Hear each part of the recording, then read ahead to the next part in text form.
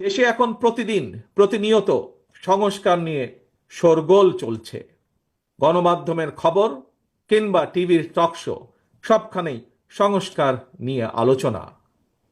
কিন্তু সংস্কারের যে এই এত কর্মযজ্ঞ চলছে, এই কর্মযজ্ঞে দেশের শ্রমজীবী মানুষের কণ্ঠস্বর কোথায়? কৃষক শ্রমিকরা তো গ্রামীণ অর্থনীতির মূল চালিকা শক্তি। তাহলে তারা কোথায়, কার কাছে, কিভাবে তাদের সমস্যা সম্ভাবনার চিত্র তুলে ধরবে? কে তাদের প্রতিনিধি? রাজনৈতিক দলের প্রতিনিধি হিসাবে আমরা মনে করি প্রান্তিক জনগোষ্ঠীর দুঃখ দুর্দশা সমস্যা সম্ভাবনার কথাগুলো যাতে রাষ্ট্র এবং সরকারের কানে পৌঁছে, এই জন্যই জনগণের প্রত্যক্ষ ভোটে নির্বাচিত জনপ্রতিনিধি, নির্বাচিত জাতীয় সংসদ এবং নির্বাচিত সরকার প্রয়োজন।